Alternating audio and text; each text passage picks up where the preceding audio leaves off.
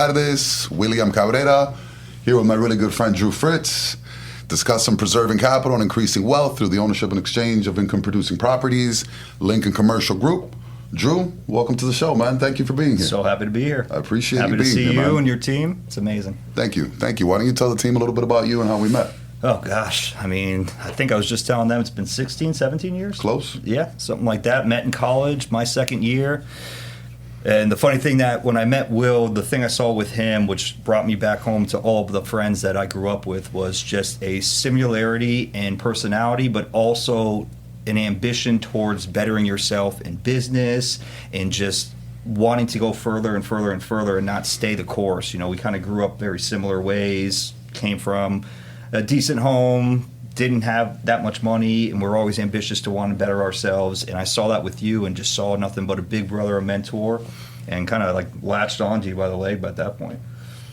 Awesome, man. You want to tell them a little bit about the fun times we had at FGCU and How going far to am I supposed to go Beach there? and Kai? That was great, right? I mean, We used to skip class. I used to tell. He used to come get me out of the apartment, tell me I'm not going to school today. I got to go to the beach instead. Yeah, I used to do that. I was supposed to live with one of my other best friends at that time. In the last moment, he decided not to come and stayed back at home in Palm Beach where we grew up. And so I had to live with these three random people in this two-story home. And these people were kind of crazy. I think you can contest to that with Patrick, that one guy. I don't even remember all their names. And I would tell them, if you can do anything for me, do not let this man in the front door. Let me sleep. I need to go to class. And every time, somehow, he'd persuade them, obviously sales, and I would wake up to, Fritzy, come on, we're not going to class. That's it. We're going to Lani Kai. We're going to the beach. And I'm like, you guys let him in again? Like, seriously?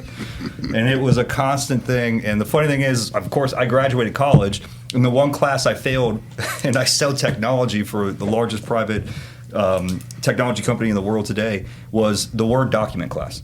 That's the class I got an F in because I didn't study for it, and I was like, wait, Word document can do all these things? And that was the most of the time I didn't want to go to the beach was to study that just to make sure I can get like a D at least. And yeah, that was the only F I ever got. And lo and behold, from all of our fun times at Lani Kai. But to be honest, that was like so minimal compared to the times we had at Lani Kai and the memories we shared. And I mean, we had more educational conversations when we were hanging out and bullshitting around and just picking each other's brains than I would have in any course I Non-stop, man. You remember when we were pursuing our master's degree and we were thinking, since we're going to get an MBA, how can we name a company after MBA? We were going to do Miami Business Advisors. Yep.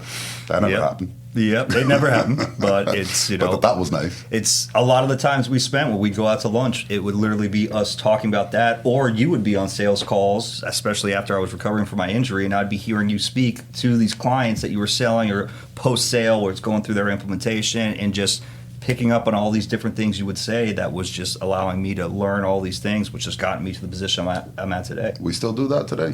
Yep. Whenever we get together, we're just talking business and different sales tactics. Yep, 100%. Yeah. How did you get started in sales, man? Well, I got started really from you. I remember I was never in sales. I played baseball most of my life. Then I was a valet at a private country club up in Palm Beach, which was a lot of fun. And I had a massive foot injury, idiotic way of doing it. Basically, I had to have 3 surgeries, didn't walk for 2.5 years, was kept up, so went from being active, working out all the time, to now just not being able to move, foot above my heart, was depressed and down, and he would drive up from Miami up to Lake Worth, where I lived at the time, and he broke me out of this funk I was in, where he's like, no, you think you have it bad, look at the guy with no feet. And I'm like, you son of a bitch. Like, you're so right, but like, can you just give me the second? You think you have it bad with no shoes till you meet the guy with no feet. And he put me on the ball where you worked at LexisNexis Martindale Hubble, and you had, just from a corporate perspective, this team that would actually do these BDR calls for you, and you were like, they're all fake leads, they suck. I'm going to put you to work here. You gave me a comp plan to do it since I was just sitting on my porch at that time. I couldn't do anything, literally. And I would go on Google. I would go to the 3rd, 4th page, use this script that Will gave me. First day I did it was horrible. Even my father was like, you're not meant for sales. You're terrible at this. And by the second day, after a little bit more education and training from Will, we set how many appointments over that 6-month span? It was constant.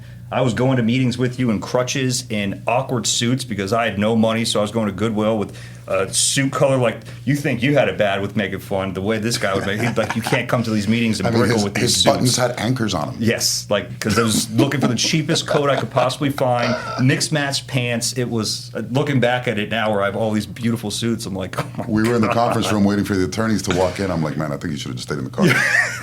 I can remember that, and I remember sitting in there. I'm like, shit, I should have stayed in the car. You're right, because they all walk in clean, fresh, custom suits, and I'm Goodwill suits right now. And right before they walked into, I'm like, or even in the car, I even told you, I'm like, Drew, don't talk. Yep. Don't say a word. Yep. Just sit there. They're gonna look at you. You don't have to talk. And they did. They looked at me like, the hell is he doing here? And they would talk to you. They would. And I would just be like, Don't talk. Yeah, you're mute. yeah, that's it. But we set so many appointments. All of them were legit and real. And I think it was by the 6th month, I was able to go on crutches. So I started going with you to the appointments, which I was lucky enough to do because it was something that you weren't supposed to do, but you were nice enough to do for me. And I would just sit there like a fly in the corner, learning all these different ways of selling because they're not easy. I've sold to attorneys now. They're not easy sales. Those people are very difficult to sell to, and would just hear the way he would control the narrative, control the room, because when you actually look at a conversation and how it flows, there's so many avenues it can go, and if you don't really have the education on steering it back to the way you want it to be in a polite way, that's it. You could lose everything. Yeah, that's why I kind of hate calling it sales. It's more conversational. It's consultative. It's a consultative approach to a conversation. Yep, Really. 100%. Asking questions, listening, shutting up. Yep, 100%. I remember the first time I did answer back, I think it was like the 10th meeting we were in, and I had a decent suit at that time, so it was like, maybe I can talk this time. And I actually gave an answer back, and when I was done, I was like, oh, shit, I spoke. And you looked at me, you're like, damn, that was good. That wasn't bad, That wasn't bad, Fritzy. Yeah, you're like, don't do it again, but that was good. That was good. Most important thing that we could do in a conversation like that, man, in the top, especially a high level of complex sales, ask a question and shut up. Stay quiet. One of the most important things you can do. I work for UKG, so we sponsor the Heat. We're the largest private company in the world when it comes to software sales. We're probably going to go public in the next year or two. Don't know if I should say that. But I've sold to some of the largest banks, credit unions, financial institutions, manufacturing, retail, you name it, across the board these last 6 years. And I can literally say the most important thing besides the relationship building, which is critical because without that trust and transparency, they're never going to want to work with you. They want to feel like besides you being the person they go to for the sale, they want to know that you're by their side. They want the advice. They want to know there's just nothing but a true relationship there, is then just discovering the answers you need and shutting up. Like, ask those questions, let them speak, digest that information, and make sure your next question is very relevant towards what that topic was. It's so important to come prepared with that information, with the research that you need to do, as well as understanding how you want to ask the questions, how you want to navigate that conversation, and just having it flow the proper way. What are the 5 Ps? Oh, God. That was a long time Come ago. on, You told me it wasn't that. that I know. long ago. Yeah, it was. It was. That was Proper back. planning prevents poor performance. There it is. There it is. There's a 6th P. If I didn't know the first 5, then I can promise you I'm not going to know the 6th. Proper planning prevents piss poor performance. Piss poor performance. You had so many different acronyms for me back in the day. Persistence breaks down resistance. That was always, and when there's a will, there's a way, and I'm like, oh, jeez. And I'm right here. Yeah. But I can remember you would say that all the time to me. But yeah, I mean, you would say that all the time back when we were in Miami together, and that's a long. I mean, what? My son's 4, so we're talking 8 years ago since the Miami days. When I was in Miami Beach. Yeah. Well, I was When 30. we were I at just the turned castle. 42 last week. So it's 12 Oh my years God! ago. So it was 12 years ago when 12 we were years back ago. there together. Wow. Oh A my lot of fun, man. It was. It was. But that's the funny thing. Like everything about our relationship was always so organic. It was never forced. But on top of that, of the fun we would have, there was so much just talk around business and aspirations, and that's what I loved because all of my friends I've known my whole life, I love them too, but they didn't have that same mindset as Will and I did, and that's where it just immediately went to that. Yep. Yeah, man. I always appreciated it, and I still do, man. Yeah. My boy for You life. know. Always, man. So, what was your first professional job? God. Your first professional sales job. Yes. That was at CBON, which is now called Birch. Birch acquired them. We were a telecom company, and I can tell you right now, God, it was the worst job, but it is something, it's a barrier and a wall you have to break through. I had to go in a suit, which I had a little bit better suits at that time than I did originally going with Will. I had to go door to door where they would count the cards and they'd mark it off so you can't repeat it. Cold calling, door to door, to sell them. Back then, CBON didn't even have fiber. We were like the lowest end telecom company when it came to internet and telephone, because we used T1 boxes, which are really slow. Like, I'm sure in this office you probably have like 98 up and down speed. Those T1 boxes, the highest they get is like 8.4. So you're at a crawling pace. I couldn't tell you, man. I just know we have desktops, laptops. Yeah, I'm sure you have microphones. fiber running through here. It's commercial. But it was brutal. And I was still in a crutch, in a walking boot from my injury. So I'm doing it in crutches and a walking boot. And I ended up being the rookie of the year. And it's funny, it wasn't from, I'm a big believer, you got to work hard, but work smart. So when I saw what this job was going to entail and how hard it was, instead of me just going door to door to door, and I would take 100 no's to get a yes, 100%. The second year where I went in, when I was in the top 5 reps out of 400 reps in the company, I'm like, why can't I just look at a map and understand where fiber and this Wi-Fi doesn't exist, and go hit those places where T1s are your only option? And that's what I did. I went and found a place in Boca Raton. It was called Rogers Circle, not far from the furniture store my dad ran for a long time, and they were trying to put down fiber, but they weren't getting enough acceptance from all the owners in those places, which led them to have to go with T1 boxes. And I just took over that area. I sold so much. I sold Total Cloud data centers back when the cloud was brand new, so no one really knew about it. I was the first sale in the company to do that, and ended up being in the top 5 my second year after being rookie of the year. And it was from working smarter and very hard still, but properly preparing and researching, compared to just being a cog in the wheel where it's door to door, door to door to door. My manager wasn't that happy about it because that wasn't my territory. I'm like, well, it's no one's territory. So do you want the sales or do you not? Like, come on. And he was a great manager, one of my favorite managers I ever worked for. And yeah, just ended up killing it there at CBON before moving on to a startup called LeapSet in San Francisco, where I was back and forth between here and San Francisco a lot, and just continued down the path with a lot of different sales roles, to the point my former company I worked for 5 years, it was Easy Clocking, now known as Easy Workforce Software. I was the vice president of sales, but I did everything from working with marketing, BDRs, SDRs, inbound sales, outbound sales, working hand in hand with my CEO and president, probably 16-hour days. I mean, they literally just sucked the life out of me. And we saw the company grow from the time I started to the time I left. They were at like 3 million when I started there, and by the time I left, we had them at like 28, 29 million. And it was just great people, the president and CEO, but they did not care enough around that work-life balance. And when my wife got pregnant, I was like, I can't do this. I won't be around for my kid. So that's when I moved to my role now, which gives me work-life balance. It's still a lot of hard work. I mean, you've seen I travel like crazy. I think one year I did 180 flights, stayed in the hotel probably 190 days out of that year. So I came home one day and my son didn't recognize me. It took him 2 days, and I said I won't be gone that much again. It was a lot. So, the industry, That's tough. You get what you put in, but you can work smarter to limit the amount of hard work you always have to work hard, but working smarter allows you to go ahead and allocate those hours in a different way. I get that, man. That's very much in line with, not working residential. Why would I work $1 million residential house for 3-6 months when I can work a $10 million commercial building for 3 to 6 months? You've always, and I know you did residential as well, and you had your own properties, you had success there, and you had trials and tribulations, but you were always more on commercial side. It's a different field, yeah. I was always looking for smarter ways to get there. Yeah, 100%.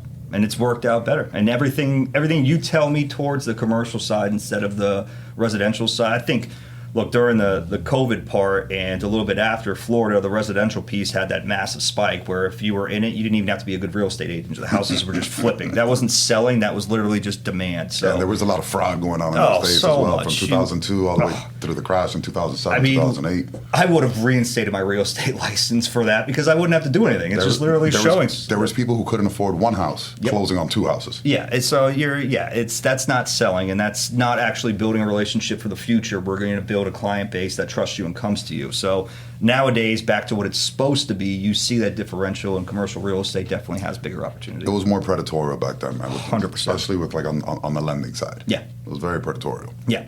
Yep. So what would you say has been your biggest challenge to overcome over the last 10 years since you got into sales? Sales specific. I mean, right now when it comes to the company I work for, it's just internal processes. But when it comes to sales itself, it's getting to the right person. It's about getting to the decision maker. You have so many times you could speak to somebody that has interest in something and wants to pursue a conversation and look at this. And for me, my sales cycles can take anywhere between 2 weeks to a year. It depends on the size of the deal. I'm working a couple deals right now of about $500,000 that I keep traveling for. Well, I can't get that done if I'm not speaking to the right person. I need to be speaking to the CEO, the president, the person that signs, the person that actually is the one that's going to say yes and allocate the budget to it. So if you're speaking to the wrong person, it's great to get to know them because hey, if they're an advocate and an influencer, their words can mean a lot. So you don't want to just not talk to them, but you need to get to know those right people. And one thing I will say that this year has become harder for me in sales. In the past, I used to be able to spend so much to bring clients out to football games, hockey games, dinners in Vegas. They didn't care. Like we were able to go crazy with that. Now we're not able to. So it's a lot more strategic on those conversations compared to me being able to go ahead and have that good time with them in person at this event and just, you have those endorphins running and you're able to just get such a more organic conversation there. You can take me to it. Well, I can't even take myself now. I mean, I've been to so many different stadiums at this point over the last 4 years and now I'm like, oh. And I've been invited none. Well, I can't. Great friends, right? Yeah. Well, you're not gonna bring me my income. I need it for the clients. Dude. You know the type of people I speak to. Well, if they weren't a part of the UKG network, then it's irrelevant for me. But yeah, it's getting to that right person. You have to build a relationship with the person that actually is going to make the decisions, that has the strategic outlook towards the future. It's not about just speaking to anyone there. It's good to build relationships within anyone you're speaking to, but you have to strategically look at the higher levels. It almost sounds like it would be the same answer to the other question I was going to ask you. What do you feel would be your biggest lesson learned? So the biggest challenge would be getting to the right person. Biggest lesson learned could be that you got to get to the right person? Get to the right person, and you really need to prepare on researching who you're going to speak to and what their company is about. Those 5 Ps. So you can go ahead and ask the right questions. Don't, look, you're like me with this. I can impromptu all day. Like, I do better going in off the top of my head than I do reading off a script. I've always just been like that. But when it comes to those direct conversations that are going to impact if you get a deal or not, you have to know the questions and the path you want to go down by doing that proper research before you actually have that call. So preparation's still key. It's very front end loaded. Yep. You have to prepare, you have to have your research. That way you can Yep.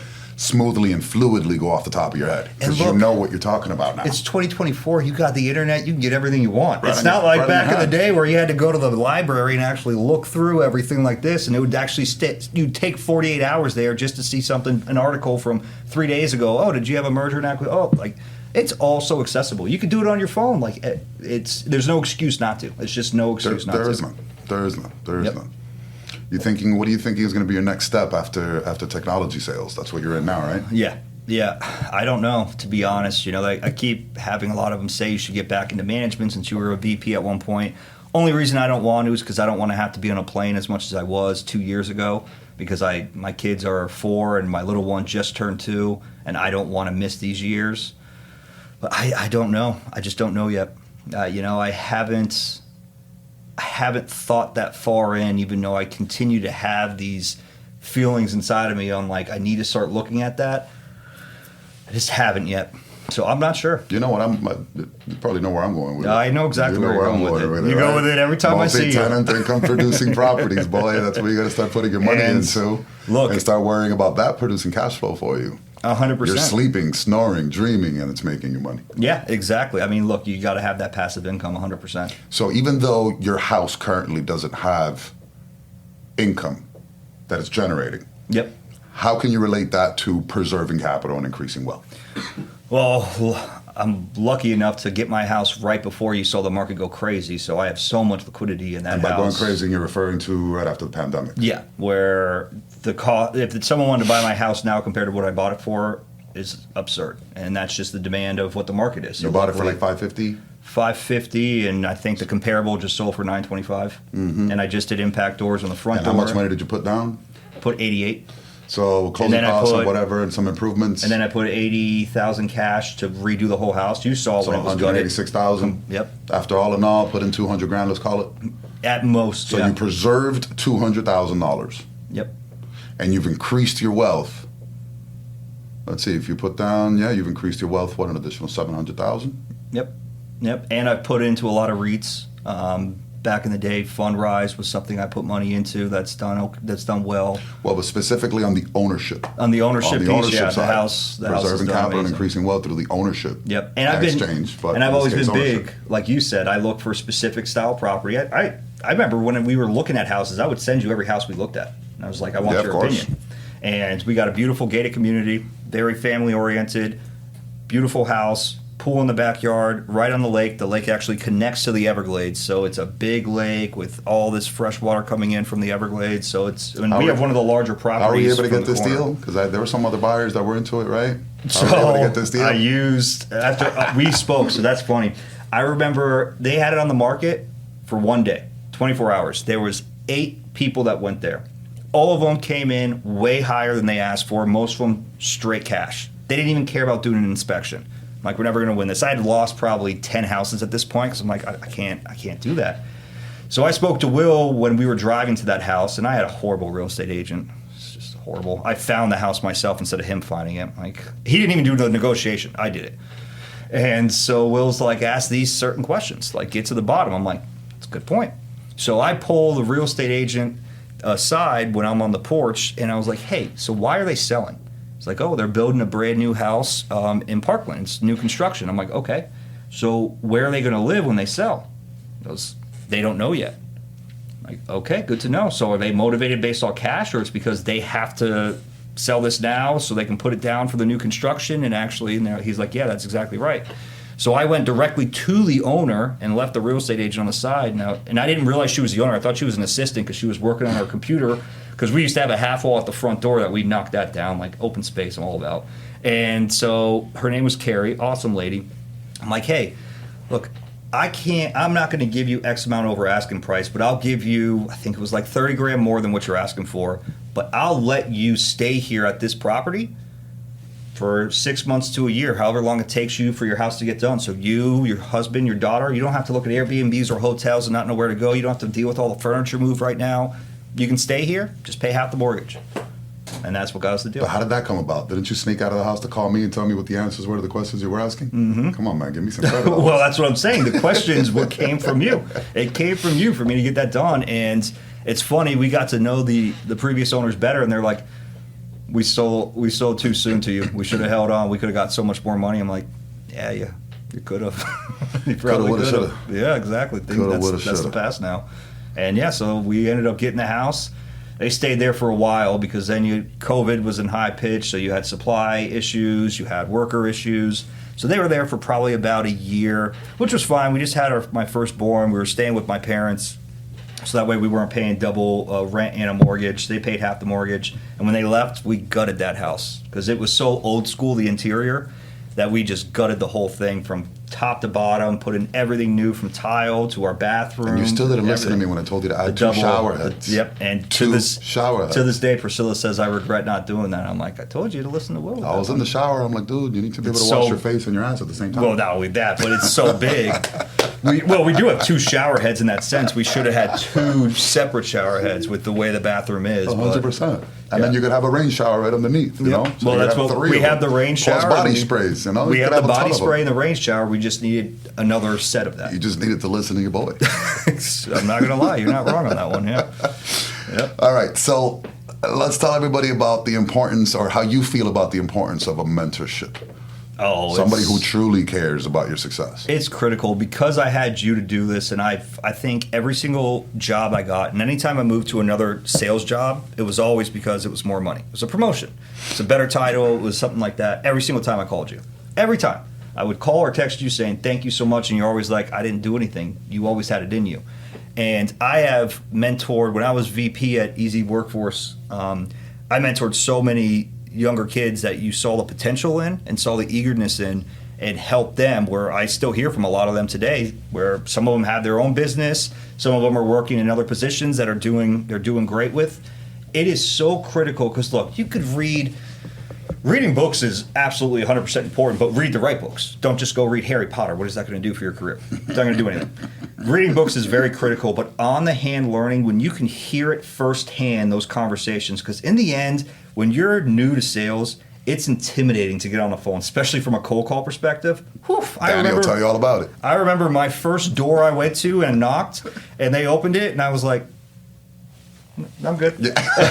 Turn back around. It's like, I wasn't ready for it. And then by the time... Never mind, wrong door. Yeah, then by the time I was so used to it and comfortable, I remember I went right through the door of a doctor's office, like back behind his desk to get to the doctor, that they ended up throwing me out of the building. So it's like you start getting more comfortable where you understand how to get past gatekeeping, but you don't gain that without mentorship, because unless you see it firsthand... I'm a big believer education's important, but work experience, that on-site training is unmatched. It's unparalleled. Book smart, street smarts. And I remember we telling both you, are I would street go, smart. like I learned so. when I was doing all my restaurant advertising in a different life, 20 years ago. Oh my God, that was before I even met you. Man, yeah, way before. Full head of hair. I did. Well, I mean, I don't know about full, but but yeah, man, I would, I learned my lesson. I'd go to walk into a restaurant early in the morning, the door's locked. Yep. I'm like, all right, well, shit, I just drove 45 minutes. You got to do the bagel ones. You can't do the Italian restaurant. I'm going around the back. Whether they like it or not, I'm going. I would get in, and they just look at me funny. I'm like, hey, no, it's cool. You've been waiting for me. And that's what's funny, because I heard from a lot of people that would say, like, well, I'm just not that big presence. And I'm like, well, look, my mentor is this big presence. Back at college, we'd walk into a bar. I have Will here at 6'4", and our other buddy Sean, who's 7'1". I'd disappear behind them. I'm 6'2". 6'2". Okay, I can see that. I'm helping you out. Yeah. I would disappear. They would walk in. You wouldn't even know I was there, because I'm just behind them like Kevin Hart, so short. I'm 5'11". And I always thought the same thing, where I'm like, well, it's just this presence thing. No. Once I learned so much from him, and I just dug into it, like, even if you don't know, fake it till you make it style thing, just do it. Just do it. Get started and do it. You will start learning. You realize none of that matters. None of it matters. It's all comes up out of here. your mouth and how you speak and how confidently you can portray the message. Confidence. If you're there like, well, yeah, I think we may be able to. Are you okay Sounds familiar, with that? huh, Danny? No, you got to assert yourself in a polite way, but lets them know, wow, I'm working with an expert. 100%. Yep. With that being said, Fritzy, thank you. That was a great show. Appreciate you being here. Brother. Thank you for all the questions. Thank you for the know. attention. Thank you for the time. Thank you for listening to our podcast, Preserving Capital and Increasing Wealth. Please visit our website, lincolncommercialgroup.com. Please follow us on all social media platforms. This is your host, William Cabrera, saying goodbye. God bless. Have a great night. Enjoy the rest of your day. All the best wishes in the world.